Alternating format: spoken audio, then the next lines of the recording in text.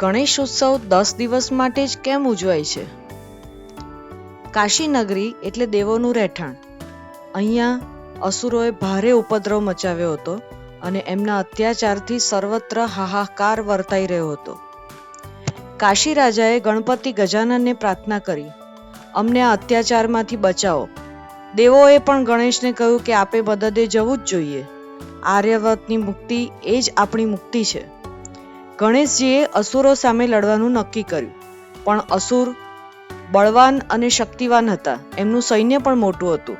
એટલે ગણેશજીના ગણોએ ગણેશજીના કહેવા પ્રમાણે સમગ્ર આર્યાવર્તમાં ઘરે ઘરે ફરીને જણાવ્યું કે ગણેશજી લડવા જાય છે અને તેમની મદદે જવાનું છે. બસ પછી તો ગામે ગામથી જુવાન વૃદ્ધ સૌ કોઈ આવી પહોંચ્યા. સ્ત્રીઓએ નગરીના રક્ષણનું કાર્ય ઉપાડી લીધું. દિવસો સુધીના ઘોર સંગ્રામ બાદ પણ અસુર નબળો પડતો નહોતો. એટલે ગણેશજીએ એમના ભાથામાંથી પિતા શંકરે યજ્ઞોપવિત વખતે ભિક્ષામાં આપેલું બાણ કાઢ્યું અને છેવટે અસુર હણાયો. દેશ મુક્ત બન્યો અને ગણરાજ્યની સ્થાપના થઈ.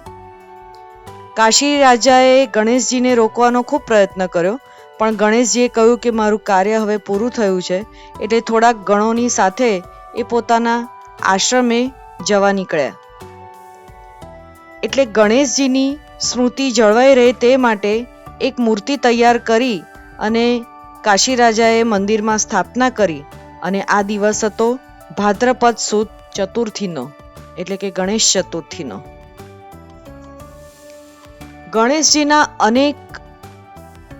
ગણેશજી અનેક રાજ્ય પસાર કરતા, માનપાન મેળવતા હિમાલય તરફ જવા નીકળ્યા.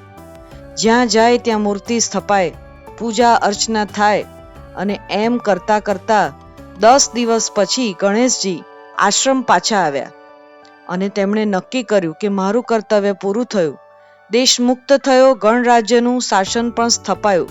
હવે હું મારા દેહનું વિસર્જન કરીશ. અને ગણેશજી નદી કિનારે ગાયત્રી મંત્રના જપ સાથે એમણે દેહનું વિસર્જન કર્યું. અને આ દિવસ હતો એ અનંત ચતુર્થીનો હતો અને સંધ્યા સમય. આમ આ બંને દિવસની વચ્ચે એટલે કે 10 દિવસ ગણેશોત્સવની પ્રથા અસ્તિત્વમાં આવી.